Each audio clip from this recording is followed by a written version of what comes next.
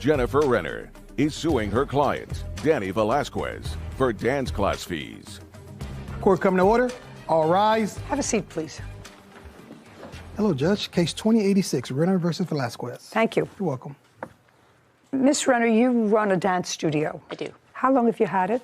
30 years. And what age children do you teach? We have a Mommy and Me class, which starts at 18 months, and our oldest student is 19 years old. And Miss Velasquez has a daughter. And she was at your school during what period of time? She started in June of 2020, and she quit in June of this year. Your lawsuit is simple. You claim that Miss Velasquez owes you money for her daughter's dance lessons. Yes. The defendant actually disavows owing you any money. She said that you actually behaved in a mean-spirited way in not allowing her daughter to finish her recital. So I'm trying to think back to my days when I was 6 and 7. And if I remember correctly, the name of the school that I went to, and I know that this is not something that everybody is breathless to hear about, but I haven't had one of these cases. And I was thinking back to Miss Nottage, who had a dancing school in her home on Parkside Avenue in Brooklyn. And I do remember that you took classes I took toe, tap, ballet, and acrobatics, which was not my strong suit. Any of them, none of them were my strong suit. Father always said that I should sue the city because they built the sidewalk too close to my behind because my legs are short. So being a ballerina was really not physically possible for me, but in my mind, I thought I was a ballerina. Anyway, as do most little girls, I assume. So you worked during the year, and at the end of the year of your dance class, I remember you gave a recital. Everybody got all excited and dressed for the recital. I assume that's what happens in your class. Yes, that's a yes. Yes.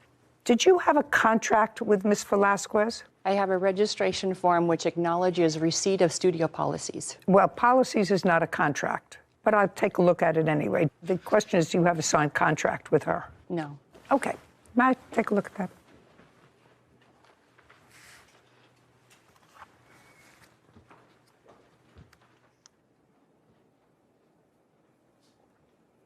According to these policies, which are not a written contract because she has not signed this document in particular, you say you acknowledge receipt of it. What it mostly is to tell them what the instructions are and give you a release of liability.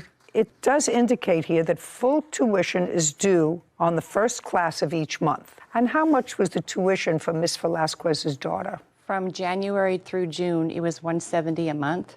And then from September through December, it was $165 a month. Okay, so around $170 a month. And I assume she was current on her tuition in 2020. And in 2020, did Miss Velasquez make her payments on the first of each month? Well, I can't say exactly on the first, but yes, it was always current, which is why. That's not what I asked you. Was it made pursuant to your policies here on the first of each month? I don't know. I don't remember specifically. What about in 2021? Were her payments made on the first of each month? No. When did she stop making payments in 2021 on the first of each month? Well, I have emailed spreadsheets here, and so starting in December, she asked me if she could make small payments, increments throughout the month because she was a single mother and wasn't able to make the full payment on the first. So you said yes, that she could make payments incrementally.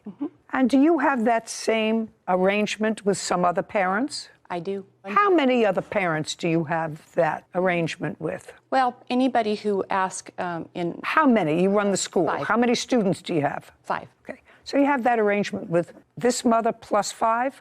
And that is inconsistent with your policies. Yes. That would be a yes. Now, tell me what happened, Miss Velasquez, that caused you to fall behind in your payments. You acknowledge you fell behind in your payments. Yes, I do. When did you fall behind in your payments? I asked Ms. Renner if I could start making payments in September of 2021, which I have written as well, if you would like to see that. And in October, I didn't pay anything because my father passed away. And I explained that to her, and then I made up for it in November through payments, and I just continued to pay as I could with being a single mom. Well, that's not a reason to not pay her, being a single mom, as you could. You understand that? Yeah, absolutely. Okay, so I'm sure you're doing the best you can. You're trying to give your little girl, how old is she? 9. 9. trying to give her the best possible experience. It's all wonderful, but this is her business. And if you owe her money, then you owe her money. Since the policies are honored and sometimes not, there was one part of your policy, even though that this is the contract that I actually find ridiculous, because in your lawsuit, you claim you're owed $946 and $7,169.76 interest. That's not happening. And it's not happening. You gave me an easy out because you really don't enforce your own policies. I try to be kind to people who and I need try help. to be kind too. Being kind is not suing somebody for $900 and suing them for $9,000. That's not being kind, because, you know, there's no question that you agree that you owe her some money. Yeah. Okay? But it's an unconscionable, even if there was a contract for it, I would probably find it an unconscionable piece for somebody who owes you less than $1,000 and you want $7,200 because it includes interest. I find that ridiculous. How many students were in Miss Velasquez's class? Approximately 18. When you say approximately 18, the number varied based on what? Well, my memory, it was either 18 or 19 children. I don't remember how many. That's a very large class. Are you the sole teacher? Well, I do the ballet, and I have a teacher who teaches the jazz class. Your daughter takes ballet or jazz or both? Yeah. Your daughter stopped going to school when? May 17th. Tell me the circumstances. That was when I got a ledger from the studio that said that I owed $965. And my math was thinking I was closer to like $360. So I kept messaging and asking where the confusion was. And I didn't get a response until May 27th. That said what? That said I owed $1,300. And this was from Miss Jenny. And that was for late fees? What was it for? The dance team and the costumes for the recital that was coming up. Okay. Well, do you have a ledger?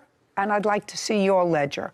So far, I have, according to you, what you owe, because you did a breakdown of what you owe. It is your claim that you owe $846, correct? Yep. And she says you owe $946. That's without the interest and the late fees. Yeah. So you are actually, based upon raw numbers, $100 apart. I have an email from her stating that she owes $947. I'd like to see it, please. And later today, Do you keep a certain amount of clothes at Miss Barnes' apartment? No, Your Honor, they're usually in my truck. So you stay with your mom? Yeah, that's my primary residence. Like, it's maybe two days out of a week. Mr. White, this is what we're getting. You see where we're starting to smile now?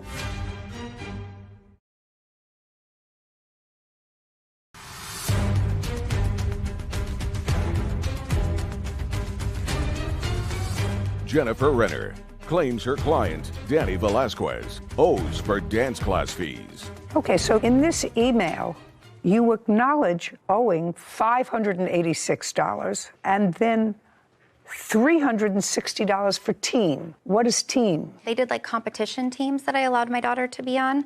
Before I let her audition, I made sure that Jenny was okay with my payments and I sent it all in. No, I'm just reading the email, which seems to acknowledge that you owed her $947. Yeah, so the team portion was $361, which is what I thought was owed. No, you said team, and your regular tuition said that I owed $1,301 when I only owed $586. So $586 and $361 and $947. You're correct. I just couldn't get any accurate numbers. I'm taking your numbers that you acknowledge. Right. First she said it was $1,647 I owed, then she said $1,400. Right now I have, she says amount owed $946. You said it was $947. So let's say it's $947. And that's without late fees and without interest. So you would consider that a fair number. Yeah. And Ms. Rayner, you would consider that a fair number? Yes. Judgment for the plaintiff. We're finished. Thank you very much. Thank you. This court is adjourned.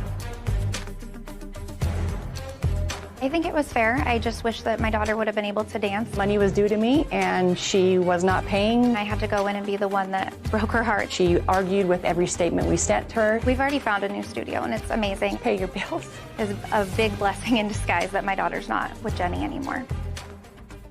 I'm sure you were a great dancer back in your day. Maybe ballet now isn't for you, but I'm sure you were the cutest one in the class. But I do think it was unconscionable for the owner of the dance studio to agree that the mother only owed around $900, and she wanted to have this court pay her almost $9,000 in late fees and interest. I mean, I think it's just unconscionable. It was a good shot. You know, usually when you do a contract, a formal contract, contracts usually say if any part of this contract is found to be either unconscionable or illegal, the remainder of the contract remains in full force and effect. Usually you have something that says that. Well, this was just an acceptance of the school policy, but the school policy clearly was flexible. It was, and as soon as she said that, I was hoping that she would have drawn up for those 5 or 6 parents that were on a different payment plan. I would have hoped that she, as a business owner, would have drawn up something mimicking a contract with them to show what their agreement was. Memorialize that agreement. Because as you said, well, if you're flexible on this point and that point, why are you not flexible on the interest that you exactly, which sounded unconscionable. It did. Anyway, I really, Sarah, remember those dance classes and crossing Parkside Avenue to go to Miss Nottage's studio. The thing that I remember most about it was the acrobatics class. I swear they had something strung up that looked like a torture chamber. It was strung up from the ceilings and you were put in a harness. You started from one end of the room, and when you got to the minute, she pulled you up on a pulley and you were supposed to do a somersault. And I remember I couldn't get off the ground. My little chubby legs were flailing. And I couldn't get my behind over the rest of my body. Listen, I'm not a dancer either. Then I started thinking about law school. Yeah, I think that's a good career path. Right. Case 2088, Jenkins versus Barnes. All parties, please step forward. Fenshia Jenkins is suing her former roommate, Victoria Barnes, for rent and a security deposit. Miss Jenkins, you were a short-term roommate of the defendants. Yes, ma'am. She put an ad on the internet. Yes, it was in a Facebook group. I was referred by my college. It was for subleasing, rentals, apartments, of that sort. A room? Yes. Do you have a copy of the ad? I actually do. I would love to take a look at it. No problem. What college do you go to? University of Alabama at Birmingham.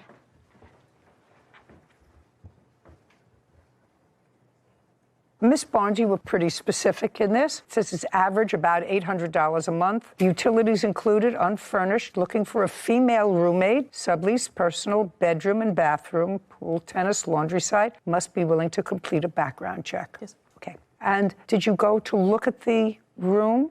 Yes, ma'am. On what date? It was the same day that I signed the sublease, which was, I'm so sorry. It was February the 10th. No, I moved in on February the 10th. That is incorrect. We signed our sublease on, I believe it was actually maybe January 22nd. Does it have a date on it? This only has the date for when I will be moving in and May moving I out. please see it? The date is on the signature page. Okay. It's on the last page of that packet. You don't have to help her prove her case. I want to make sure she got it right. You don't have to help her prove her Yes, case. ma'am. Well, who crossed this out? It says subleasee is one of, first it said one, that's crossed out, and then it said 2 total tenants occupying the premises. I did cross that out because it is 2 of us. And I accidentally wrote one of one, but it's 2 of us total. And that was crossed out on the date that I signed it. Is that correct? Yes, it was quite a few changes on there. So it was agreed that there would only be the 2 of you occupying the premises. Not completely correct. That's what it says, that there would be 2 people Yes, ma'am. occupying the premises. Am I correct? In the initial agreement, I made it clear that... No clear. This says the sublessee's interest in the sublessee is one of 2 total tenants occupying the premises. That's what the lease says, which means there are only 2 people, according to this sublease, which is signed, who will be occupying the premises. That's all it says. I haven't finished the next page yet, but that's what the lease says. Not what you made clear, not what you might have said outside of this. This is what's binding. Okay. And this indicates that the subleasee, that's you, Yes, ma'am. does not need to obtain her permission. Not at all. Overnight guests, which would make sense that she doesn't need your permission to have overnight guests. Yes, ma'am. Okay. This is what your case is about. Now I've read this agreement. You moved in February 10th? Yes, ma'am. And started to have difficulty because Miss Barnes has a boyfriend. That would be you. Yes, ma'am. And he was there a lot. No, that was not a problem. Well, according to you, it was a problem when he had his own key. Yes. And he came, according to you, unannounced. Yes, ma'am. Alone. Well, it doesn't say that he has to be announced. I can understand it if he was occupying the residence with his own key and there all the time. That certainly would be in violation of the lease. Would you stand up for a second? Tell me your name, sir. It's Sean White. Are you and the defendant currently living together now? No. Have you ever lived together? No. Can you tell me why it would be that you would have a key to her premises? Well, she is my fiance. We've been together almost... Because she's your fiance? Yeah. When did she become your fiance? Around a year ago. And is there any reason why you're not living together? Yes. In recent... Yes. You're going to tell me. Yes, ma'am. I'll tell you. In recent events, I just lost my father, and I'm trying to launch my trucking company and get that off the ground, so it's just... wouldn't be the best thing right now. How far is your residence from your fiance's? About an hour and a half. And her residence from your business? I'm a truck driver, so I'm always mobile, but where I load at, she's usually close to it. And that's when you stay at the house? Yeah. And how many times a week do you load your truck? Close to her, maybe 2 or 3 times. 2 or 3 times a week? Yeah. So that means that you're spending either 2 or 3 nights a week at her house? Yes. Yes. And that's been going on for how long, sir? Just this year. So far, we're doing fine. You see, I don't yell unless someone provokes me. Heard. He seems like a very nice man, nothing that frightens me, right? Thank you. And he visits his mother on Sunday. The guy is a hero, perfect for you. Thank you. I don't know what you want from her.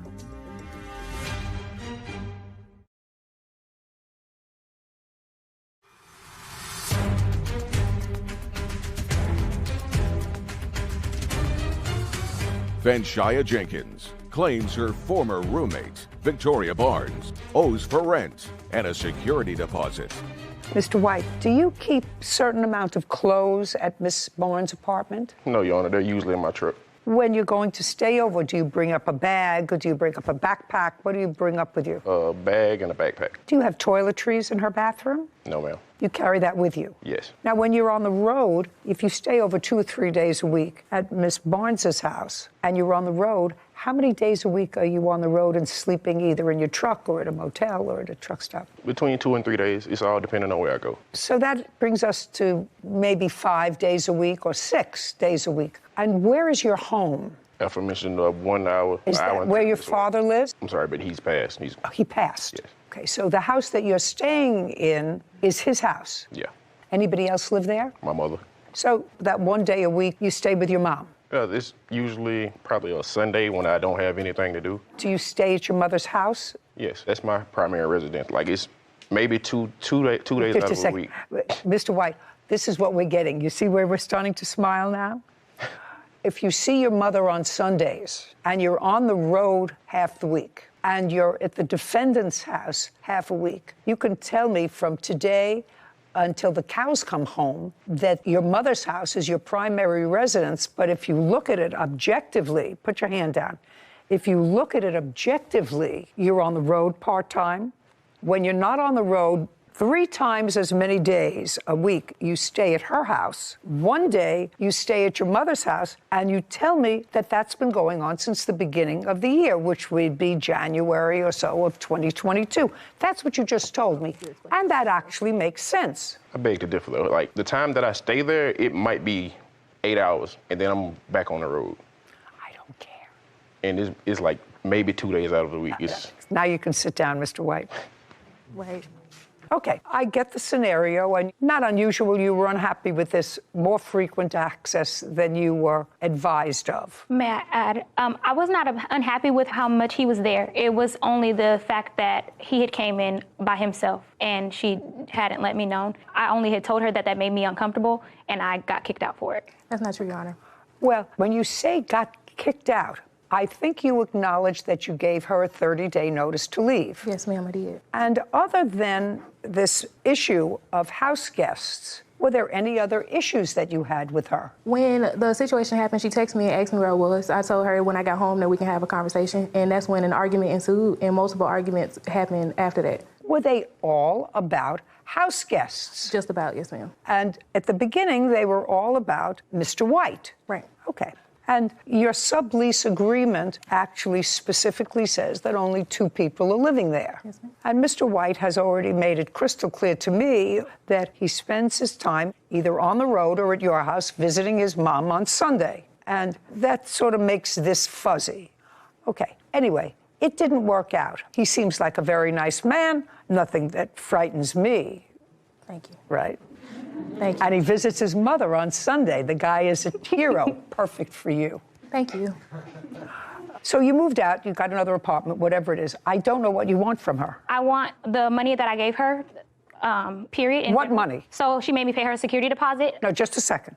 Yes, ma'am. Security deposit. Yes. Fine. Did you get your security No, ma'am. deposit back? Absolutely not. How much was your security deposit? $350. Okay. Did you return her security deposit? No, ma'am. Okay. You have to return her security deposit. Well, being as though she left the room damaged, I didn't feel like I needed to. You have photographs of the damage? I have stained carpets. Just a second. Do you have photographs of the damage? No, ma'am. Good. $350. She gets her security deposit back. Yes, ma'am. What's next? The remainder of the rent for the month that I moved out, which I moved out within. Just a second. Yes. Did you pay her March's rent? Yes, ma'am. You did? Yes, ma'am. Okay. You paid that the beginning of the month? Yes, ma'am. Okay. And how much did you pay her? $630. Incorrect. Clearly paid you February's rent when she moved in. Yes, ma'am. Did she pay you March's rent? So she gave me...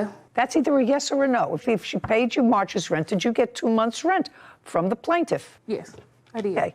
And she moved out. Can I explain why I don't feel like I'm entitled to give her the money back? Because the apartment complex, when we got into the initial argument and I was made aware of the slander and the allegations that she was portraying against Sean and myself, I was told that being as though I made it legal on paper that she has 30 days to the resident, that she would still access to my apartment for the remainder of the month of March until the 17th of April. And also Sean has seen her sending people to my house, her coming in and out of my house when I was at work, supposedly gathering her things, but my personal belongings came up missing. Oh, and she had access Hold to on it. 1 second. After March 17th, did you have any property in the apartment? Just be very careful what you say to me. After March 17th, you say you physically left the apartment. Did you have any property there? That's either a yes or a no. May I confirm the date so I just don't give you false information? Okay, thank you. So the very last day that I was there was... March 22nd. Shh. You keep doing that. You keep doing that. I'm sorry. Okay, good. Okay, so the very last day that I was there was on, I believe, March 20th. Oh, then you owe for the month of March. Then you get your security deposit back, $350. We're finished. Thank you very much. But that's all just... What? That's what she gets, her security deposit back. That's it. She gets her security back. Doesn't get rent, doesn't get moving costs, doesn't get damages. She gets her security deposit back. Goodbye. Have a happy life. Have a nice lunch. This court is adjourned. I really just thought that everything was fairly normal until just the conversation about me A security deposit is the least of my concerns because I don't owe her rent. expressing my discomfort with her boyfriend being in the house alone with me. For her to even mention him harming her in any type of way is not only offensive, but it's disrespectful. It wasn't like, he was my personal friend or I met him anywhere else. I met him through her, so I just didn't want to be home alone with him. Honestly, it's outrageous. The implicate that I do anything to her is beyond me. My safety does come first. I put me first. I gotta put me first. I wish her nothing but the best away from me. I thought that the fiancé was absolutely charming. I did too. I thought he was such a nice guy. Visits his mom on Sundays, has a job. Hard-working, regular, stayed home while his dad was ill. Really a nice guy. But it was clear that he may say my primary residence is with his mother, but that's a visit on Sunday. When he can, he stays with his fiancée in the house. Clearly that was not part of the lease, but forget about that, Sarah. She's a tough broad. Oh, a little bit of an attitude. She had a little bit of an attitude. So I don't know. It's always the nice guys that end up with somebody with women with the attitude. He's got to watch his P's and Q's. Oh, yeah. Anyway, I'm glad they're happy, and I'm glad that they're together in their apartment, which is probably the way she would prefer it anyway. Her former employer, Kimberly Stewart, for unpaid wages and defamation of character. Court come to order. All rise. Have a seat, please. Hello, Judge. Case 2103, Horn versus Stewart. Thank you. You're welcome. Ms. Horn, it is your allegation that the defendant, for whom you worked for a relatively short period of time, owes you some wages. Yes, ma'am. And in addition to owing you wages, you are suing her because you claim she defamed you by calling you a drug addict.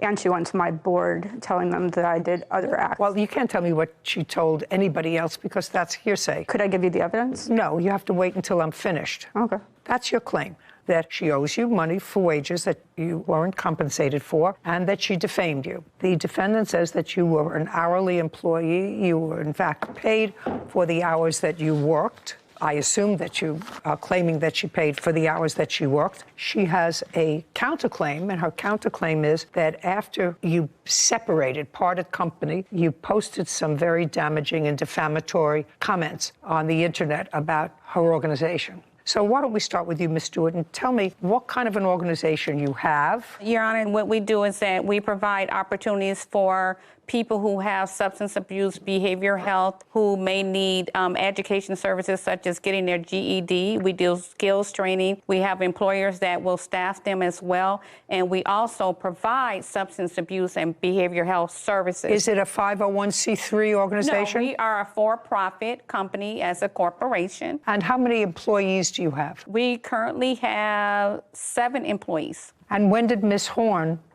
come to work for you, and what was she hired to do? She was hired as the clinical director, and she started on July 21st, 2022. Okay, before I go to Ms. Horn, I want you to tell me what special training did you have, or is it required to have? You're the director of this? I'm the VP of operations. Okay. Is there any special training that you had? Besides having the master's in accounting, I have my own accounting firm. Okay, so you have a master's in accounting, yes, and you have your own firm? Yes. Okay, and you do operations yes, for this? Okay, and Ms. Horn, I'd like you to tell me what your educational background. You were hired as the clinical director. Yes, ma'am. So tell me about your educational background. I've been in the field for 15 years. I have a master's in counseling psychology. I have my LPC, which is an independent licensure. And so when she wanted to do illegal practices... No. You're getting ahead of yourself, okay, Ms. Horn. Yes, ma'am. Did you answer an ad? Yes, ma'am. I went for the interview, and when I showed up for the interview, she told me that I could not oversee the clinicians, BHTs, and case managers, and that I could not sign off on notes because I had an LPC. I got the board on the phone that day, and You're getting far ahead of yourself, Ms. Horn, and I'm just telling you, who is this person? My dad, Your Honor. Okay, I'm just telling you that what you're doing is, by not just answering my questions, you're not serving your cause well. Yes, ma'am. Do you understand? Yes, ma'am. Okay. Don't tell me what she told you she couldn't do. You started working for her on what date? The date that I actually started working for her was July 27th, 2022. And were you an hourly employee? No, I was a salary employee. Could I show you? Yes. Thank you, Your Honor. Sarah, would you bring up a July calendar for me? I want to see the days in July. I have it. Okay, so this was an offer, and it was a pretty nice job. Paid on a bi-weekly basis, $115,000 a year, with an increase the following year. The work offer was contingent upon a background check. Yes, ma'am. A drug test. Yes, ma'am. Participation in training, and any other safety measurements for staffing. So between July 21st and July 27th, when you started, was a background check completed? It was completed. That's all I wanted to know. Was completed. Was a drug test completed? Yes, Not ma'am. before she started. No. Just a second. Between July 21st and July 27th was a drug test conducted. Yes, ma'am. It was conducted, but on the 28th, her drug test was done on the 28th of July, after she had started. Okay, so you took it on the 28th. Yes, ma'am. I need from the 27th to August 3rd. Yeah, the 27th was a Wednesday. Yes. August 3rd was the following Wednesday. Okay, so she worked Wednesday, Thursday, and Friday. And then the following Monday and Tuesday. The third No, would ma'am. be that Wednesday. 5 days. No, ma'am. Monday, Tuesday, Wednesday, and Thursday of the last week. Her grand opening was the Thursday of that week that I quit. And what she is talking about, I talked about at the beginning before I took the drug test, and they said that it was no problem. I take medication that's prescribed by doctors, and I have proof that I take medication by doctors. and I'm not a drug addict. Well, I don't want to get into what medication that you take that's prescribed by doctors. I would assume that we're not talking about blood pressure medication, and we're not talking about medication for migraines, and we're not talking about stuff to take care of rashes on your arm. No, ma'am. Okay. So let's say you worked there for 6 days. How much were you paid? I was paid $55.29 an hour, but I worked those 7 days. How much were you paid in total? So the last paycheck that they gave me, $909.58. May I see it? Yes, ma'am. And I want to send up, I think I have the credit card because she had owed me money. And here are the days that I worked. What is circled? Do you have a paycheck? She did not give me a paycheck. The first one was a paycheck. The others were direct. I want to know how much she paid you in total. Let's have it. So for just wages itself, that's all I wanted. I was paid. You want to tell me, do you have records, Ms. Stewart, about how much the plaintiff was paid by your organization? She received 2 checks. She was paid $1,903.38. $1,903. And that was for? When we did the drug test, she was gone for over 5 hours. Drug testing are supposed to be done before or after work hours. Then she returned back to the facility between 4:30 and 5 p.m. that day and said that she had an emergency, that her friend was in the hospital, and so she could not work any time. Then after that, on the next pay period, Sherna wasn't. She really only was with you for 1 week? Yes.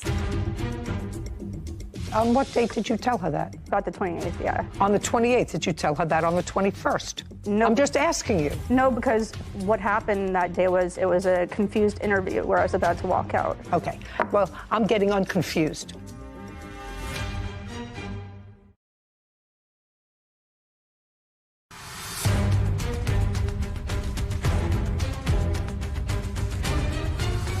Sharna Horn is suing her former employer, Kimberly Stewart, for unpaid wages and defamation of character. Kimberly is countersuing for property damage and slander. So she really only was with you for 1 week? Correct. And then on the next pay period, because she was paid for those 3 days and the time that she took off, we put her on the hourly rate because she didn't work a solid 2 weeks. But at any rate, we paid her for the time and days she was there. And so we don't owe her any money. She was paid. Well, you were actually paid almost $2,000 and you were there for 5 days. What she said was a lie. I never took off time. Just a sec. I said something. Don't say what she said was a lie. You were paid almost $2,000 and you worked for 5 days. 7 days. Well, when you went to take your drug test, what time did you leave? Well, the other person... Just what time did you leave? I did not leave from anything. I did it on my own before I started. So is what you're telling me that the defendant was incorrect when she said that you were gone from the facility? Yes, ma'am. Okay. Do you have anything to support that she was gone for 4 hours? Ma'am, she was gone for half the day because that's when she ran into my office and said, hey, there's some stuff that's going to show up. Will I be fired? Or am I going to have a job? So when did you have that discussion with her? That was on the 28th of July. Did you ask her what substances? Yes. Did she tell you? Yes. Okay. From my information, Ms. Horn, yes, how much do you think, in addition to the $19.03 that you were paid, do you think you're owed? 10 hours, ma'am. 10 hours. Which 10 hours? That's from the week of the second week, not the first week, because I never left. I actually stayed late the day before their grand opening because she ordered a sofa. Are you charging her for those hours that you stayed late? Yes, because that's work. No. Okay. What else? Right now we're just playing with time. I passed everything and I was told I would be fine. Just a second. Who told you that? She? Yes, ma'am. When did she tell you you would be fine? I went to her. I said, there's going to be a drug test. Here's the medications that I take. On what date did you tell her that? About the 28th, yeah. On the 28th, did you tell her that on the 21st? No. I'm just asking you. No, because what happened that day was it was a confused interview where I was about to walk out. Okay. Well, I'm getting unconfused. So you went into her before she got the results of the test and asked her specifically, these are the medications that I take. This is what's going to show up. Is it going to be a problem? This is common, Your Honor. Is who? This is common in my field.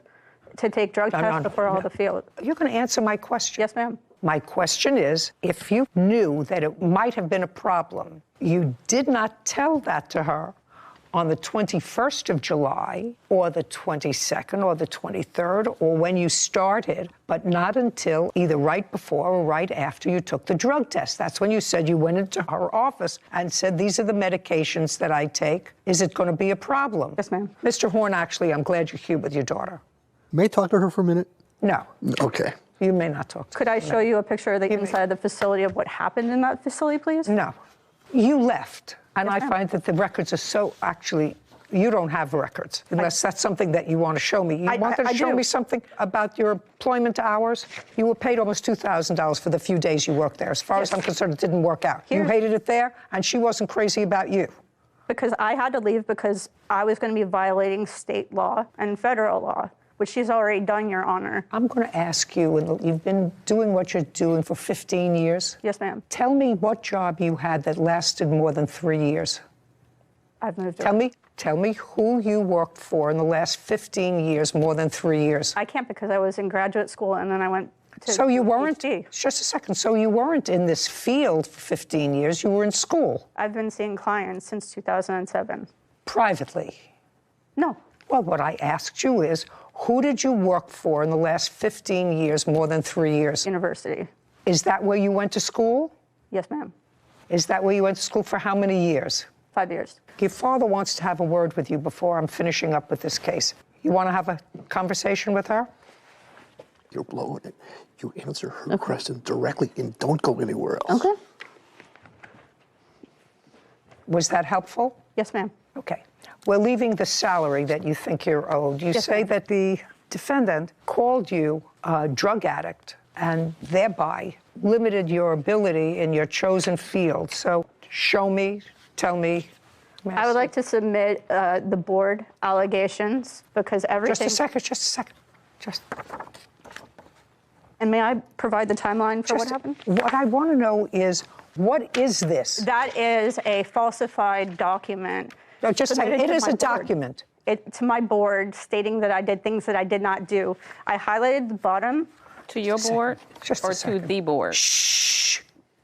Okay, so this says a complaint was filed against you with the Arizona Board of Behavioral Health. Complaint alleges that you may have committed an act of unprofessional practice. If this is somebody filed a complaint against you. She lodged a false complaint. Shh. No, somebody lodged a complaint against you. Yes, ma'am. Doesn't say who lodged a complaint against you. It says a complaint has been filed. You didn't file this document. Yes, she did.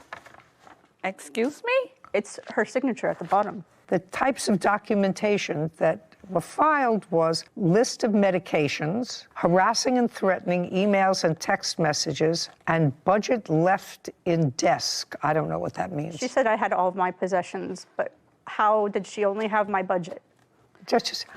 I'm telling you that this is what it says. Yes, ma'am. Okay? The CEO filed this document, and you swore to the accuracy of this document. Well, this report says that you were complaining that the person who was doing intake had to have a master's level. Don't look at any papers. That's what you were complaining. Yes, That's ma'am. your first complaint. Yes, that ma'am. the person doing intake, and somebody said to you that the person who was doing intake was just taking basic information, and once the basic information was taken, they would be assigned to somebody else. But that's Your what Honor, it said. She said that she wanted to get some substance use information.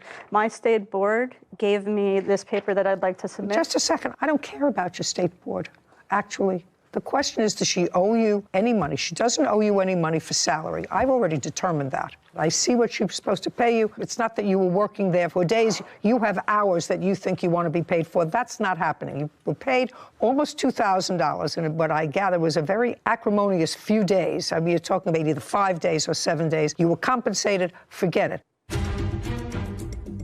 Do you have any security footage of her? I do. Put your hand down. She said she had... Put your hand down. You're going to see the video. No. Not the video. She stated in a document she had video of it. I don't think you understand the court process.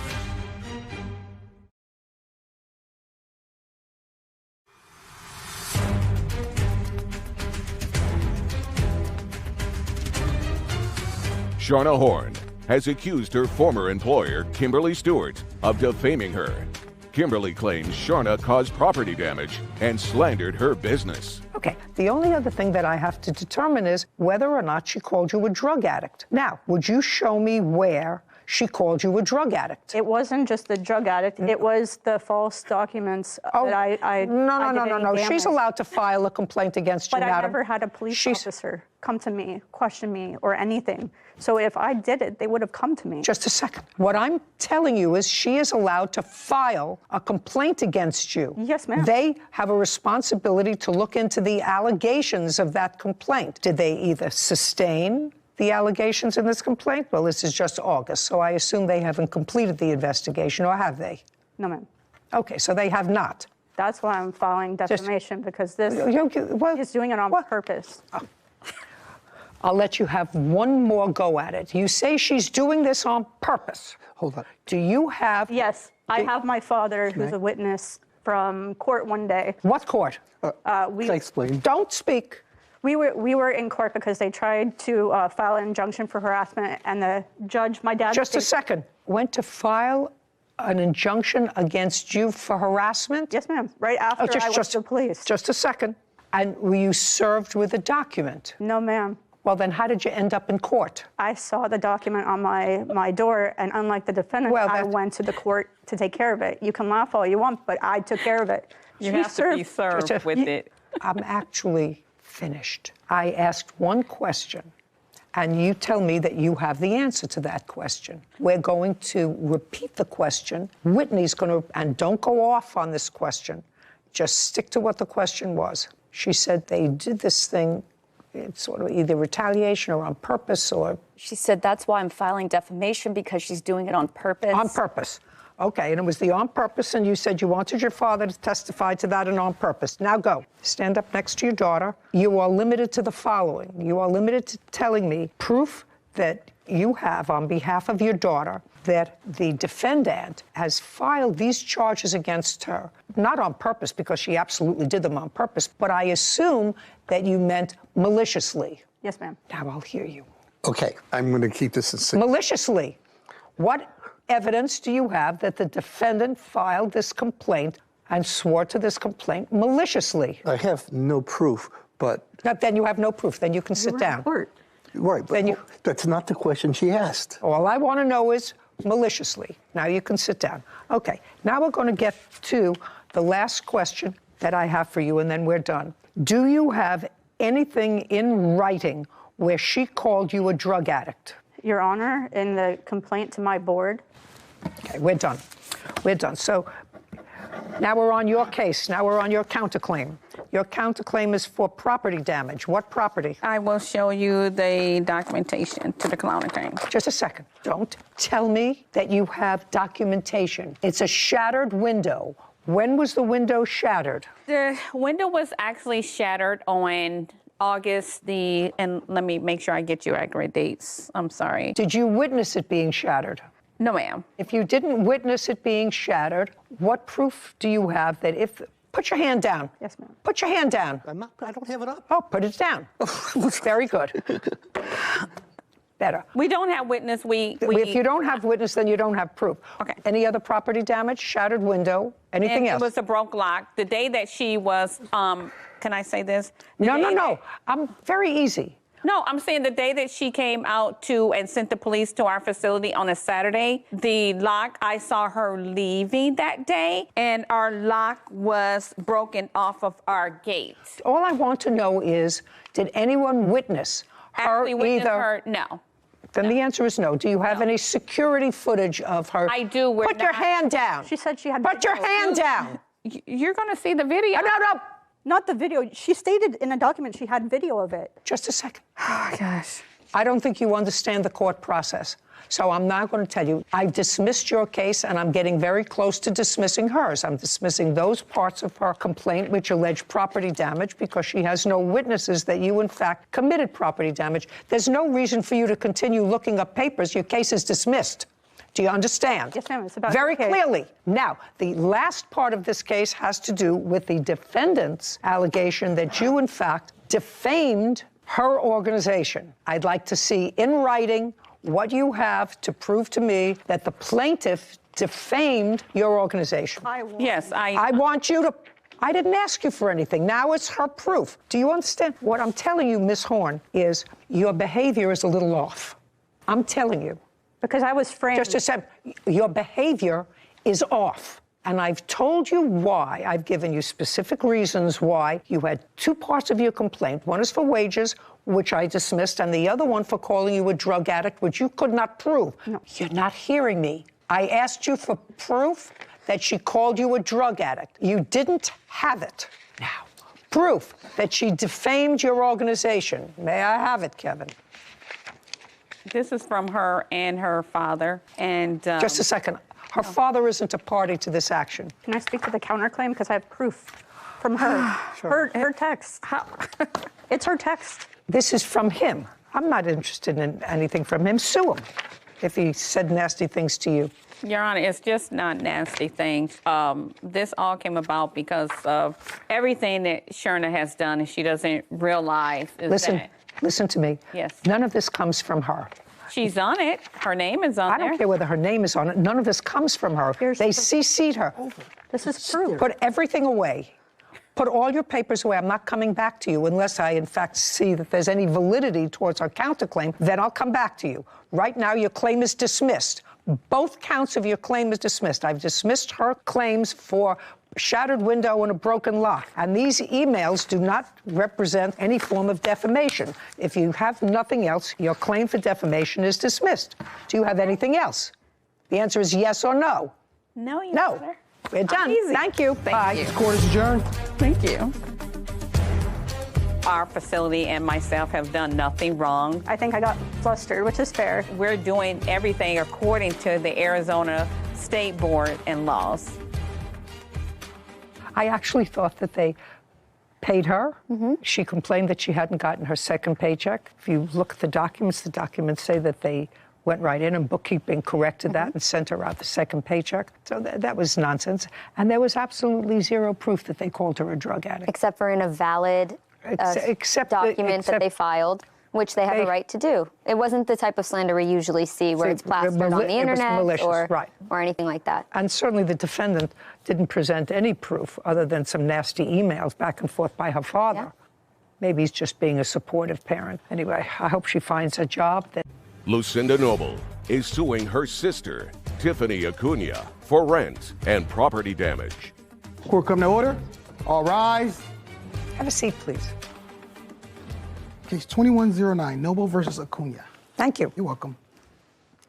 Miss Noble, this is your sister. Yes, ma'am. Older or younger? Younger. Any other siblings? Many. How many? I have 5 sisters and 4 brothers. And you have kids. How many children do you have? I have 3 daughters. How old are they? 18, 15, and almost 12. And you? I have 3 children, and they are 10, 5, and 2. There came a time when, that was in August of 2021, according to your complaint, that you were having some housing difficulties with your children. No, that's not true. Well, Miss Noble, what led you to believe that your sister was having some housing difficulty? Because you start your complaint by indicating that she was about to become homeless. Her house that she was living in was being put up for sale. So the house that you had been renting. Correct. For how long? About 2 years. I'm not really sure. It was well over a being year. sold. Well, I didn't know that until I gave her my notice after I'd already previously asked my sister if we should move in. So you approached her about you moving in with her? Yes, correct. And do you own your own home, Miss Noble? I do. Where you were living there alone with your 3 children? Yes. Okay, and how much rent were you paying? $750. Now, when you decided to move in with your sister, what rent was discussed? Well, she had told me about $400 is what she wanted. Okay, so she said the rent was $400 per month, and that was starting August 1st? Right. So this is what part of this case is about. Part of the case is about rent. You lived with your sister from August 1st, 2021, to a date in 2022 when you finally removed all of your property. Kind of. I did not remove all of my property, but I removed what she allowed me to. To remove on what date? I'm going to say it was mid-May, but I'm not sure. May of 2022. So we have August, September, October, November, December, January, February, March, April, May. So between 9 and 10 months. For the 9 or 10 months that you were there, how many times did you pay her $400 in rent? She's going to have a list. I have a list too of our. And you have a list. So why don't you take a look at it and give me the exact number of months? The time I paid her $400 was, I think, only one time. And there was other times I paid her different amounts. But our agreement was because I bought all the groceries, we just kept track on this app, which has a list. I paid way over $400 in total. Well. So our agreement had changed. Just a second. Okay. You have an app 10 months. Mm-hmm. How much did you spend on that app? 12,000 something. It's right in here on the list. Take a look, because you're going to show it to me. I paid total $10,411. Okay, and she? She total was $11,291. And that was to cover groceries, food, gas money. Her phone was under mine. This is something that I'm going to have to simplify. There came a time when there were issues with regard to you not paying her $400 a month rent. And you discussed it with her, correct? And in what month was that? April. It was before April. It was before I had gone on vacation. What month and year? December of 2021. So what I'm reading in December of 2021, you had a dispute about how much you were spending, how much you weren't spending, and that $400 was not being forthcoming just for rent. You see, I can understand that the two of you decided to split bills, everything other than the $400 in rent. You each have 3 children. You're 2 adults. Let's get to December. Was it the beginning or middle of December that you had this discussion about just pay $400 a month and we'll deal with it? Maybe the middle. Okay. So we have January, February, March, April, and you moved out in May. Correct. I was kicked out illegally, yes. In May. Yep. Left in May. So that's 5 months. It was suggested by your landlord that just give me $400 a month and we'll split groceries. In April, I have the proof of the text. Just a second. So we have January, February, March, and April. 4 months. Did you give her $400 a month for those 4 months? Nope, it was never discussed before. Then I have the proof that it was discussed in April. I'd like to see it. Thank you. It was discussed in April again. Okay, just a second. I just want to see the proof. Well, show me if you have proof of an earlier conversation. I don't. I believe that there was an earlier conversation. Let me see the one that occurred in April. It was mainly the receipts. I'm not getting involved with that at all. Right now, you had a place to live with your 3 children for much less than the $750 a month that you were paying at another residence. Right. And I spent way more on groceries. I did all the groceries. Whatever. Your children didn't eat more. Right. And my children didn't live there the full time. I don't care. Okay. I'm sorry. Can I look on my phone? It might be faster. Is that okay if I show you the text? I don't care where you show it to me. Just show it to me. Thank you. I'm sorry. Oh, yeah. So apologize. Okay. Apologize. Sorry. On April 24th. So if you want, and then you can scroll down because she kind of keeps for a couple days.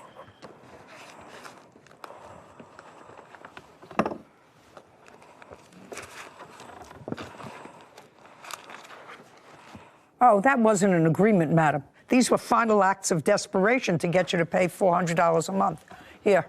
That was the first time I'd heard, about her. Oh, no. That wasn't the first time you heard about it. Right. Because the first line is $400 better be under my door. Right. So that's not the first time you heard about it. Right. That's an act of desperation. Okay, so you had this conversation with her in December, and she was there until May. And according to you, you only paid $400 once. That's $2,000. By the way, how are your children supported? I work. Well, I work, yes. Is that a full-time job or a part-time job? It was part-time. Well, you don't support yourself and your 3 children with a part-time job. Do you get any child support for them? I did get child support for 2 of them, yes. For 2 of them? Mm-hmm. How much child support do you receive? $300. $300 a what? A month. Do you get any other assistance? Yes, I had food stamps. Mm-hmm. Do you still have food stamps? Yes. How much a month? For something. I'm not exactly sure. And when you bought food for the household, you used the food stamps as well as your other money from your part-time job. And got it, $400. So far, you owe your sister $2,000. That's for back rent. Now, you want to go through the damages that you allege that your sister caused? Yes. So I had 2 couches, and those went away. What do you mean both went away? What does that mean? She got rid of them. While she was living there? Mm-hmm. And you knew about it? In what month? It was when I came back from vacation. My things were gone. I'm not following. You were supposed to be gone for 2 weeks, according to her. You no, were I was gone for 3.5 weeks. You were gone for almost a month. Mm-hmm. She was babysitting for your children. They don't really need babysat. They're older. Well, your 12-year-old can't live by herself without a mother for a month. No. Okay. And your 18-year-old does what? She works at a hotel. So she works during the day or at night? She didn't at the time. She was at 17 at the time. You're not going to leave a 17, a 14, and an 11-year-old alone for a month? Of course not. Okay. So they were home with your sister? Yes. Let's get back to the initial question. I forgot what my question was before I went off on this tangent. Couches. The couches. That's where we're at. Yes. So you went away for a month, and when you came back, couches were gone. Couches, like the whole house had transformed into basically her house. I don't care, basically her house. I want to know what was missing. So the couches were missing. Okay, which couches? Couches from where to where? So the couch from the living room, it was a sectional, and the couch from the basement. Living room and basement. What happened to those couches? Oh, they were gone a long time before, and I can prove you a text of her saying that they were gone before I even moved in, actually in August. She knew, and her daughter and her boyfriend helped me load them up and take them to the dump. She, in fact, told me she was getting rid of a lot of old furniture she did not care about. I have pictures. Just a second. What you have is proof that those two items were disposed of before she went away on vacation. Way before I moved in. Okay. Now, Ms. Noble, your sister says that she has proof that those two couches were disposed of well before you went away on vacation. If she does, I'm not going to be happy with you. Do you understand? Mm-hmm. Were those two couches gone before you went on vacation? I can't recall, but I believe she wanted to make room for her furniture. Just a second. Were those two couches gone before you went on vacation for a month? I know the basement couch wasn't. Okay. I think you're full of baloney. She started giving my niece video games, movies, my food storage containers. She was just giving my things away. Okay. I went to graduate school after I finished with high school for 9 years. I'm not dealing with Tupperware.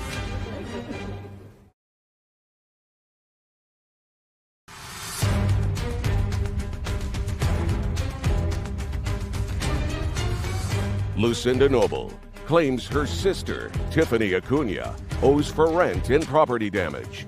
Tiffany is countersuing for an illegal lockout and filing a false CPS report. Okay, let's go. Property taken without permission. What property did she take without your permission? Okay, so she owes you for rent. The TV stand, she broke it and threw it under the trampoline. What's next? The weed trimmer. She took that.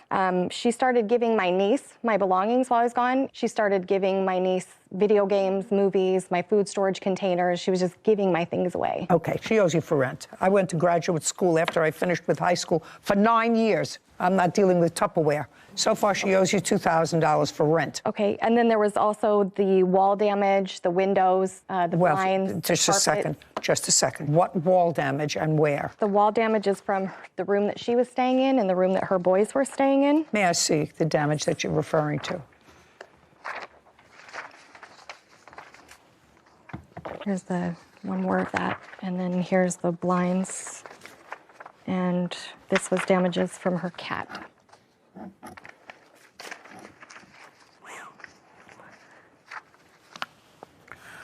Well, this I can't see at all. Okay, so that I can't see at all. And if you're talking about nail holes, I'm not interested in nail holes where there were pictures, putty them up. I don't know what this is a picture of. Tell me.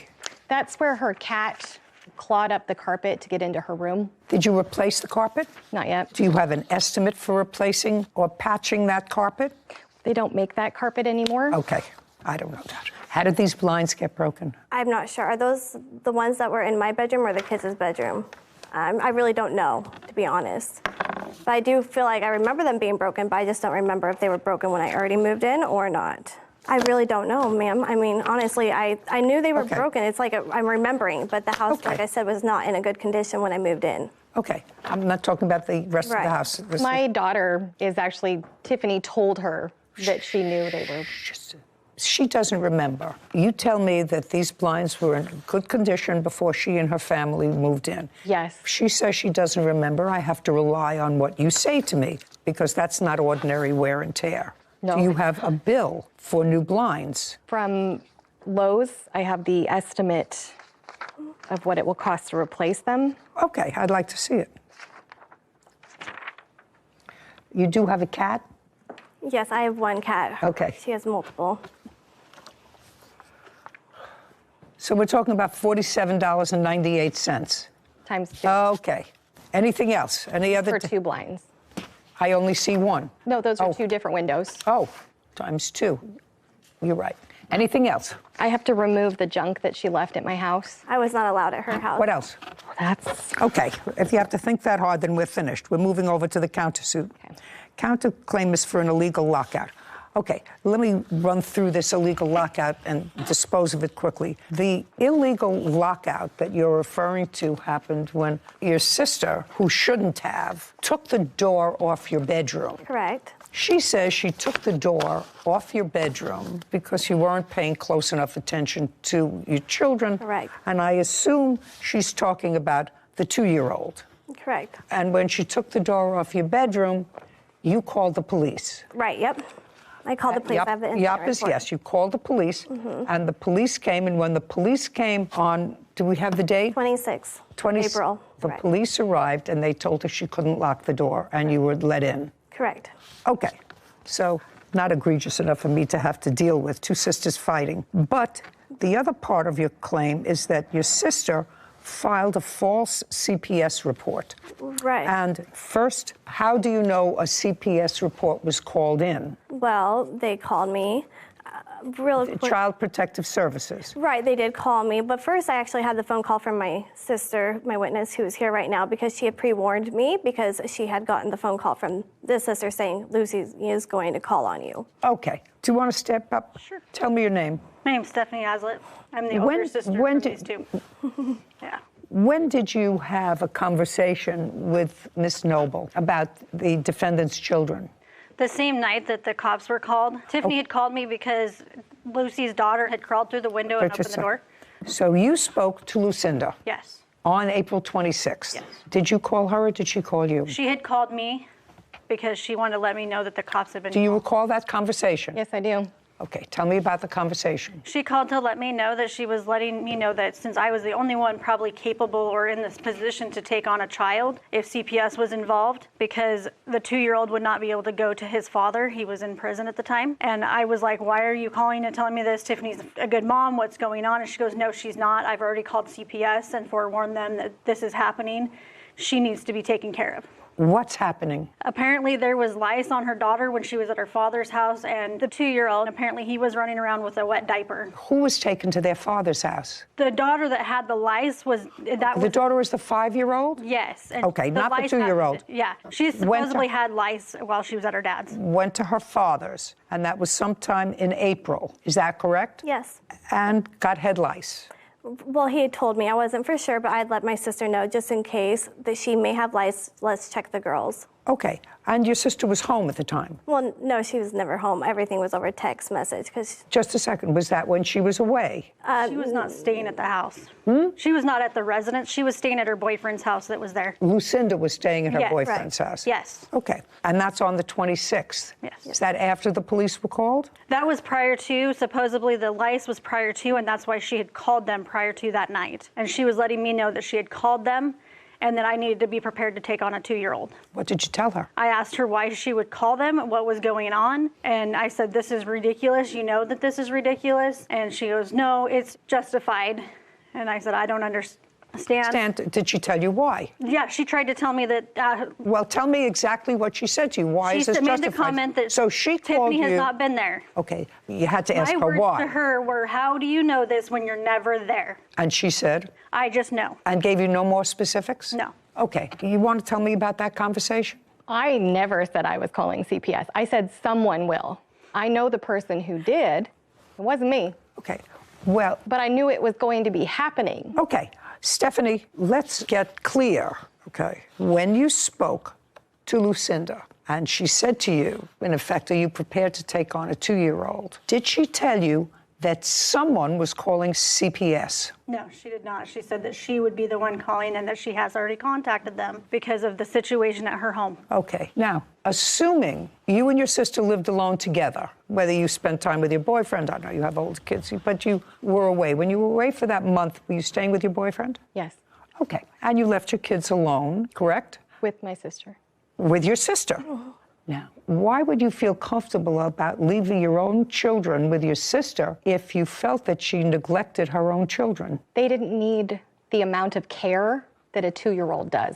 Are you telling me that a 15-year-old doesn't need a lot of care and watching these days? Or a 12-year-old or an 11-year-old doesn't need a lot of watching and supervising? Is that what you're suggesting to me? Not as much as a 2-year-old. Well, one is a physical watching to make sure that it eats and drinks and is bathed periodically. The other two are far more difficult. You got to have eyes all over the place to watch a 15-year-old and an 11-year-old. Got to have your eyes on their computer. You've got to have your eyes on their iPad. You have to have your eyes on their schooling, on their homework, on their everything else. You take a month to go off with your boyfriend. That, to me, is not participating with your children, especially since you suggest that your sister, with whom you left your children, was neglecting her own children. Your Honor, I would just like to say that I was reaching out to her a lot of the time, too, where I would get 1 week there was nothing. She said, I'm sorry, I had no Wi-Fi. Her children were skipping school. They were not listening to me. They would not do their schoolwork. Do I need you to reinforce what I just said? Right. I don't need you to reinforce what I just said. You would have had a history with methamphetamines. You refused to meet with caseworkers, according to the report you gave me. I have other reports, too, if I may, please. Thank you. I'm not finished.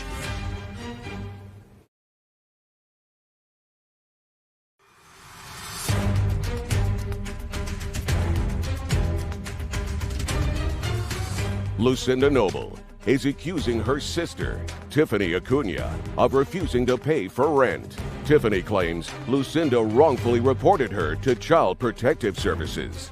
Now, you have something you want to say? Many things, actually. Well, many things. I don't want many things. What I want, stand up. What I want to know is you're her daughter. Yes. Your first name? Anna Noble. Anna, what do you do? I work front desk at a hotel. Graduate from high school? No. Why? I was pulled out and moved to Missouri. Pulled out by whom? By your mother? Yeah. And when your mother pulled you out, how old were you? 17. Had you been going to school before? Yes. In what jurisdiction? It was an alternative school. When you say an alternative school, what kind of an alternative school? For troubled youth. Tell me about your trouble. Was it behavior trouble? It was many things. I was a very wild teenager. Until when were you a wild teenager? Until I sent her to live with her dad. I didn't ask you any questions. So now you can sit down. Okay. I'm not going into anything else. Lucinda, so far you went away for a month with your boyfriend, leaving your 3 children, who you say don't need supervision. How long were you home before you took the door off her bedroom? I got back from vacation in February, early February, and the door was removed in April for a few hours. Okay. Do you have any proof other than this conversation that the plaintiff called CPS? I believe it is proof. Just the thing that was reported is something she would only know. Would that be considered proof? Well, okay. Let me hear what was reported. It was reported that I would not treat my child with lice. That was what the CPS report was, and it was unsubstantiated, and I have that all proof. Okay. When your 5-year-old went to her father, she went to visit with her father, and children do get head lice. It happens periodically. Lots of children who go to school, who interact with other children, come home and they get head lice. Had a lot of children, a lot of grandchildren, and it happens. And you usually treat it. I assume that her father did not treat it. Is that right? He did treat it. He told me immediately. So he treated it. So how do you know that the head lice was the nature of the complaint? That's what was on the report. May I see it? Your children weren't removed, except for your boy. My one son, and then that lady. And then returned. All 3. Oh, yeah. All 3 kids were taken. That's it. Okay. There you go, sir.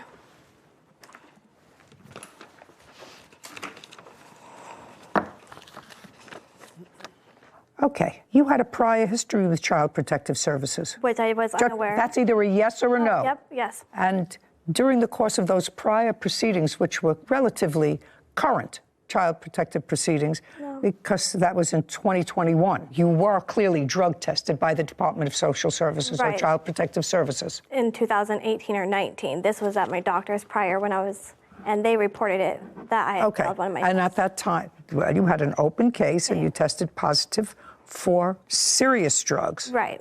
Very serious drugs. And this says that while under the influence of those drugs, you drove your children to the doctor's office while under the influence. Right. That's the report. Right. Okay. These reports all seem to indicate that they tried to see you, but you kept canceling appointments with them and were a no-show. Well, okay, that's what this report says. Right. You gave me the report. Right. So let me understand this. After coming in and making an assessment, Child Protective Services determined to file a petition on behalf of your youngest child. Yes, they did. Okay, yeah. Well, after everything I read there, I think that was probably a good idea. I don't know what happened with that. I assume that the petition was ultimately dismissed if you have your children back with you. Right Do away. you have your children back with you? Yeah, right away, as soon as I went to court that day. That's okay. They determined, after they spoke to you, and irrespective of either her motivation or anybody acting on her behalf, or somebody that she knew, or her, called Child Protective Services. The question that I'm presented with, was there a basis for concern about your children? No. And based upon the reports that I've read here, and those are reports that you gave me, Right. that those serious questions about what was going on with the young children in your house deserved a second look. You had had a history with methamphetamines. You had a serious weight loss. You refused to meet with caseworkers, according to the report you gave me. I have other reports, too, if I may, please. Thank you. I'm not finished. Okay, good. Thank you. Because if you've been in family court, as I was for 25 years, often incidents are called in of suspected child abuse and neglect. A caseworker goes out, takes a look, and says, I'll continue to watch it, but I don't have to file a case. It hasn't reached the level where I think that I should file a case and remove a child. In this case, Child Protective Services came and tried to do an investigation, which, according to the worker, you evaded. You missed appointments, you rescheduled, you didn't show up. One time. And then, not one time, they also had a prior history of you involving drugs, involving driving your children under the influence of drugs. Recent history. Didn't happen 20 years ago. If it happened 2019, this says 21. If it happened 2019 or 2020, that's still recent history. Okay. So whoever called, it was worth, according to this caseworker, they had sufficient information based upon what they saw and what they knew to remove the 2-year-old. So that part of your case is dismissed, which is the only part of your counterclaim that I was really entertaining. You owe your sister $2,096, $2,000 for rent and $48 for, I forget what it was, blinds. Thank you. We're done. My This court is property, adjourned. We're done. I had drug tested every month during the time that this happened, and it was like an oopsie under my doctor's supervision. I've just helped her, and she takes advantage and takes advantage. You don't call CPS on your sister when you're the one that took off to Africa for 3 weeks, 4 weeks. And this whole thing wasn't about money. It's just I needed someone to tell her, look, you can't take advantage of people anymore. And she's still the outcast that everyone's upset with. I'm not the outcast, though, but I'm definitely not helping her anymore. So we've seen it a lot here, claims for unsubstantiated CPS reports being filed and people seeking damages for that. So I'm just wondering, do you think there was a basis? Is that why, obviously, you didn't rule in her favor on the claim of the false CPS report? So there must have been something in there that... When people use Child Protective Services as a retaliation for other behavior, that's always abhorrent. But there are some situations where CPS may be called because someone knows that there is an abuse or neglect and has not done it until the other person irritates them. Well, that's not a false CPS report. Maybe motivated by something else, but that's not a false report. And so, in this case, the defendant had a history with CPS, current history with CPS that was relatively serious. Well, then it was a good thing that CPS went. Because that would be basis itself. It's for basis the claim. itself. Yeah, basis itself. That alone. And just because she was cleared at the end of the day and has her children back now doesn't mean that it was an unsubstantiated claim. Oh, no. They're watching. Yeah. They're watching, and they should be watching. I don't think any of them are bargains. The 18-year-old daughter who was here, who was a troubled child, according to her, and never graduated from high school, although she's working, because her mother moved her around also a lot, was certainly an inadequate caretaker for the other 2 younger children. She goes off for a month with her boyfriend. It's amazing how some children just grow up by themselves. Sometimes it works out okay. I don't know, somehow I felt sorry for all of those kids, that they're not getting all the loving and nurturing that they should. Hopefully, maybe after today, she turns it around. Maybe. Morgan Larson is suing defendant Chris Bumgardner for vandalism after his 16-year-old son damaged her car. Court come to order. All rise. Have a seat, everyone. Hello, Judge. Case 2101, Lawson versus Bumgardner. Thank you. Welcome. Ms. Larson, it is your claim that the defendant's son, I assume that's this young man over here, vandalized your car. And he vandalized your car by smashing in a side mirror. Yes, ma'am. Which required you to be without a car for a day while they fixed it. So you want his father, who was actually present at the time, to pay for the damage. Yes, ma'am. From what I gather, this happened on Father's Day, which was June 19th of this year, and you were going over to visit your father. Yes. For Father's Day. Stand up. What I gather from your complaint, was he sleeping? Yes, he was. Okay. Some sort of an altercation happened, which you'll tell me about in a moment. His father was called. Yes, ma'am. His father came. This kerfuffle continued, and when they were on their way out, this young man, whose name is? Caden Bumgardner. Caden. Caden. Caden smashed in your passenger mirror, and his father says, well, he actually saw him do that, but it was just pushing in the window, the mirror, and really all you had to do was pull it out, and it would have been fine. Right. That's your defense? Yes, ma'am. Okay. So let's start out when you arrived at your father's house. What time? I arrived at my father's about, I would say, about 11:15. Okay. What happened? And it woke up Caden in the process. Caden got upset. What did he say? How did you know he was upset? He started screaming and pretty much saying, why the heck are you coming in here, waking everybody up? You have no right to. Okay. And then after that, Caden got up and started yelling, started punching the walls, screaming. My father went in there, and then his father, Chris, ended up getting called to come get Caden. How far do you live from where Miss Larson's father lives? About 7 miles away. How old is your son? He's 16. Is he the oldest one of your children, in the middle? The youngest. Any other children at home other than him? No, ma'am. So he's the baby and he's home? Yes. Who sets the rules for him? Well, I do. Where did you think he was going? No, I knew he was over they had something to do for Mother's Day, and then they had That was Father's Day. Well, I know, but I'm saying for the entire Well, Mother's Day is in May, Father's Day is in June. But they usually don't have carryovers. Planned, I don't know. But anyhow, yeah, he was over there. Times have changed, life has changed. The only time you got to sleep outside your house when I was growing up was when you were outside in a pine box or a white dress. That was it. Those were your choices. Yes, ma'am. That's the way you could leave your parents' house, right? I chose the dress.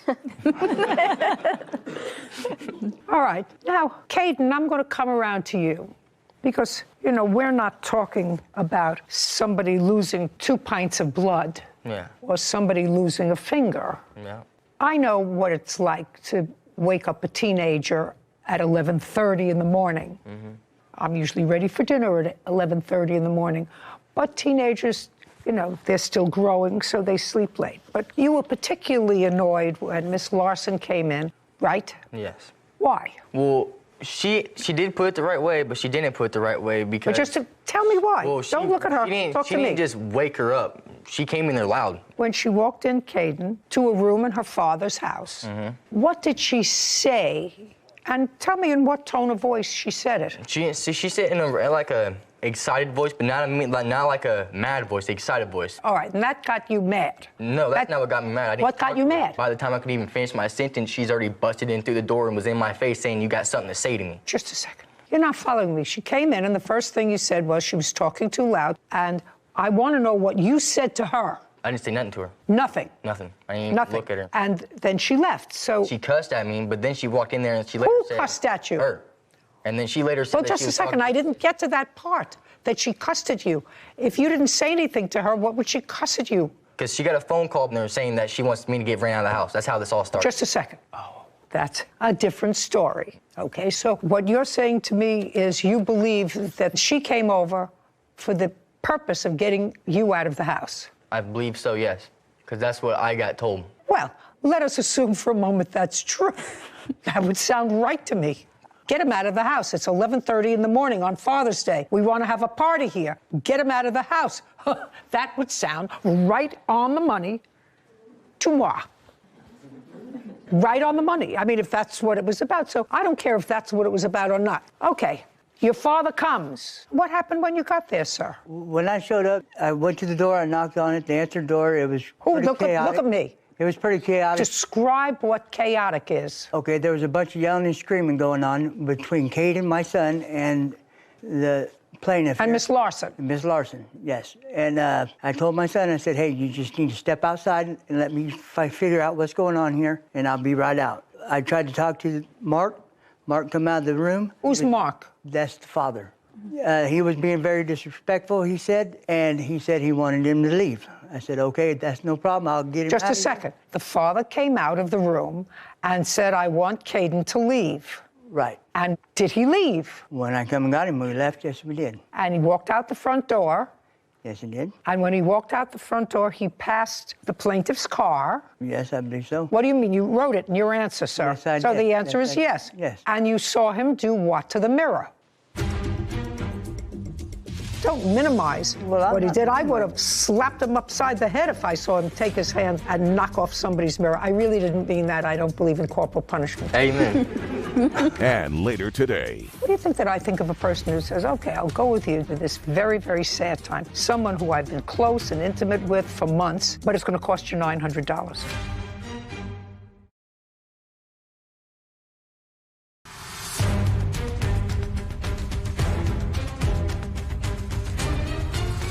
Morgan Larson claims Chris Bumgardner's 16-year-old son, Caden, vandalized her car. Now, you saw him do what to the mirror? Push it in. Okay, very good. Now, do you have photographs of the pushed-in mirror? I do. I'd like to see it. Okay, one moment. Just for my own curiosity, you knew that it was wrong for him to touch that mirror. Yes, ma'am. Okay, and if what you say is he just pushed the mirror in and all it had to do was be, you believe, to be clicked out? I believe to be just, clicked out. Why didn't you do that? Why didn't you say to him, don't touch somebody else's property? That's what this is all about. Well, I believe I did say that to him. Just I a said, second. Don't put your hand. Well, then why didn't you pull out the mirror if that's all it was? If you say the only thing wrong with the mirror is that it has to be pulled out, why didn't you do that? You didn't see him touch the mirror. No, I did not. You were there. She was right behind us. She didn't see it. You saw it. So my only question to you is, if you saw it and it was that minor thing, and you know what it is, either you can click the mirror in and then you pull it out. I'm always afraid to click it out that I'm going to break it. Exactly. You're not suggesting that anybody else touched this mirror to damage it. No. Okay, let's see. What did he use on the mirror, sir? What did he use to hit the mirror? I believe it was his hand. When you say you believe it was his hand, did you see what was in his hand? He had nothing in his hand. Did his hand get bloody? No. Okay, Kevin, would you turn these over to the defendant, please, and get from the plaintiff an estimate for the damage? That's not what... Well, they ripped it off there. Well, yeah, clearly, because that's not what it looked like when I seen. Because when he walked by, he just simply... Okay. And I said, now, Caden, that's enough.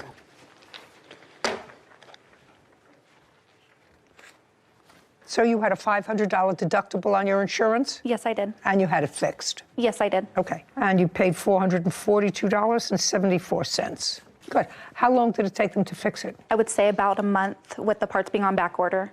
And but you had the use of the car all that time? No. Oh, of course you did. Okay. Just want to see what you have for a car rental. Your Honor, I don't understand this car rental part of it. I've been without a mirror before. Sir, you're not allowed to drive without two mirrors. Then there was one in the cab as well. That's two mirrors, isn't it? I don't know what you're asking me, sir, because at some point you just have to take the car, and let's say it takes a day once you get the parts. At some point you have to take the car in and you're without a car for a day. Well, then you can either be without a car for a day or you can rent a car for a day. I'm not giving her a rental for a month. I'm not crazy. You know, there's a certain amount of inconvenience that one endures when somebody else vandalizes a piece of their property. And that's part of the punishment. Well, I understand. Yeah, I'm glad you understand. Don't minimize what he did. I would have slapped him upside the head if I saw him take his hand and knock off somebody's mirror. I really didn't mean that. I don't believe in corporal punishment. Amen. I don't think you needed 15 days to fix this. I didn't think so either. Well, I certainly don't think so. But you're entitled to a day's car rent. So I put that down as $200, including everything, $642.74. Judgment for the plaintiff. Thank you very much. This court is adjourned. I didn't think that I needed to pay the whole $1,300 out of pocket. I'm just glad someone finally held them accountable for what they did. The mirror, I was walking past it and just hit it. Bam, you know what I mean? I finally am getting reimbursed for the money I had to pay. I knew what I was doing, and when I did it, I did regret it after I did it, you know what I mean? I feel like some people need to control their children better. It's also a sign of the times that this father did not own up to what he saw. I will say he was on the more responsible side of parents than some that we've seen here. He said, I said, Caden, what are you doing? This is not how you act. This is not how you behave. So that I almost appreciated. But he didn't take it as far as you or I would have liked. As far as knock at the door. I know this is hot. My son did something wrong. I'm going to pay for it. Yep. Whatever it is. I have to come into the 21st century kicking and screaming. I'll try and help you as much as I can. Thanks. Case 2105, Davey versus Miller. All parties, please step forward. Melissa Davey is suing her ex-boyfriend, Joseph Miller, for an unpaid loan. Mr. Miller, I think I'm going to start with you today, just because I have to kind of shake it up for myself. Otherwise, I get stale. You and Miss Davey were sort of in a relationship for a brief period of time. Yes, Judge. Never lived together. No. There came a time when you wanted a new car. Not a new car, but a better car. Yes. You wanted a better car because you wanted to use that car as a driver for Uber. Yes. And you needed a down payment. Yes. And according to what I've read from Miss Davey, and what you seem to acknowledge in your answer, Miss Davey loaned you $1,200. That is correct. Things didn't work out, which happens. You paid her back $300. Yes. Did not pay her back $900. Correct. So that would make it easy, except that you have a defense. Correct. And I'm going to let you tell me and the rest of the world what that defense is and show the world what a prince of a guy you are. I hope I can do that. You're no longer together. Correct. You owe her $900. No. Well, you just acknowledged that you paid her $3 and you owed $9 because she gave you $12. I owed $9. I said at that point you owed $9. You're no longer together. Yeah, I'm sorry. I misheard you then. Okay. Well, I sympathize with that because I do a lot of mishearing myself. But what I said to you was, at the time you broke up, you owed her $900. That is correct. Now you're going to pick it up from there and tell me and the rest of the world what your defense is. Because I read it. I just want to hear it from you. All right. At the time of our breakup, you are correct. I did owe Miss Davies $900 and had told her that I would continue to pay on the debt that was owed. Okay. And what was the month and year of your breakup? End of April, maybe? End of May. End of May? May. Okay. End of May, broke up, owing $900. And you said? I tried to be cordial and have conversations periodically with Miss Davies, and they did not go well. And then Miss Davies had to put her... No. You tried to have conversations with her with a view towards what? Just to reassure her that I was going to pay her back the rest of the money. Okay, so she would call you and say, where's my money? No, I would send her a text and kind of chat, and then I would give her a quick call and say hello, and we would have just a little chat every now and then, just to remind her that, hey, I will pay you back the money. That sounds so off, Mr. Miller. People don't usually call an ex-girlfriend who they owe $900 to and say, hey, by the way, I know I'm going to pay you back the money. I just need a little time. That usually comes from the other side contacting them and saying, I would like my money. Typically, you are correct that most people, if you owe the money, you don't contact the person that is owed the money. I didn't want her to do that. I didn't want to have her come to me and be like, hey, where is my money? Okay, so you break up the end of May. Did you give her any money in June? I gave her one in April and one in July of $154. So at the time that you broke up, you had only given her $150. Correct. Later on, she kept bothering you. You were reassuring her. And in July, you gave her another $150. Correct. Keep going. I still get $900. Where does it say she's forgiven your debt? The very top one, I believe it says you won't have to pay for a thing. No. And that was... No. Miller, this doesn't say she's forgiven your debt.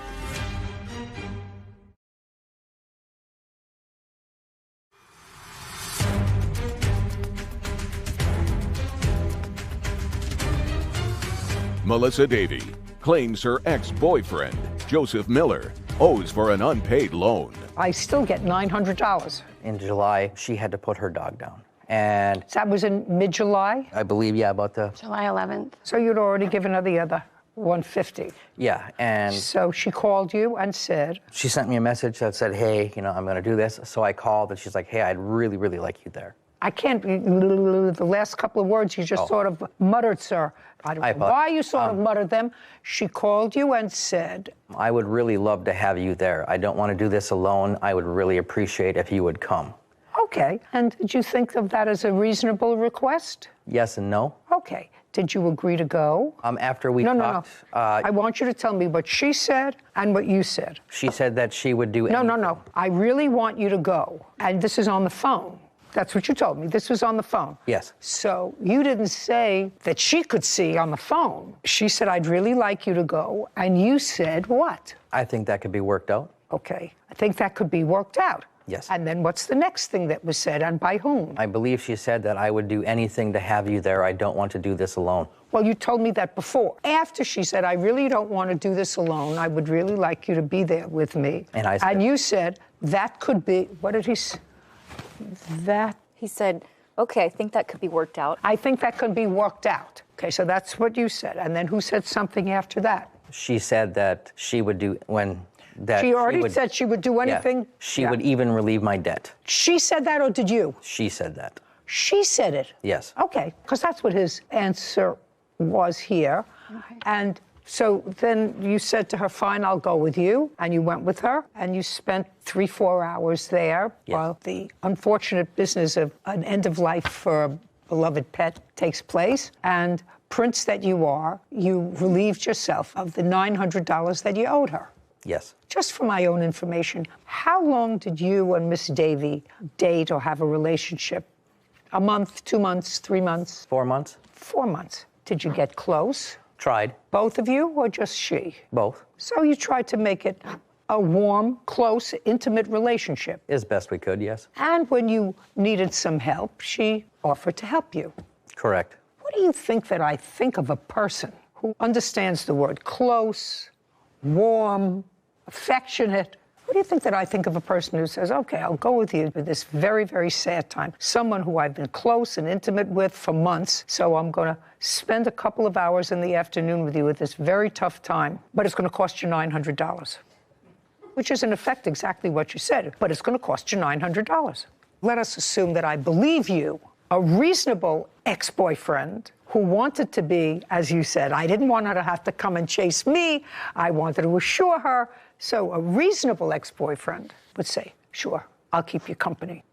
In theory, yes. There were circumstances when Miss Davies and I broke up that were not the best for either of us. And it wasn't a cordial breakup. It was very rocky. At the time when she called and asked me to come, I didn't want to speak to her at all. I would have respected that, sir. You say, this was very rocky, it was nasty, we don't really like each other anymore, or I don't like you anymore. I don't know how she feels about you, and it's really not something that I want to do. I don't want to be involved with that. I could actually understand that, if it was acrimonious, as you say. What I can't understand is somebody saying, I'll go with you, but it's going to cost you $900.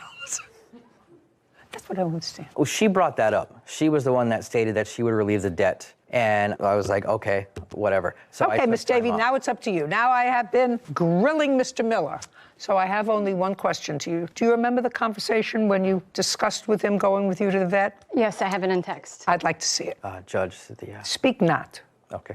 Unless you have the text messages. This is the date I called to make the vet appointment.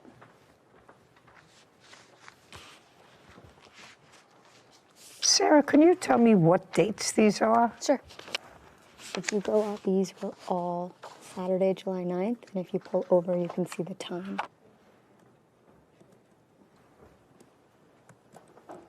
Well, I'm looking at all these, and I don't see anything about her saying to you, if you come with me, I'll forgive your debt. So if you have one of those, I'll take a look at it. The very top one.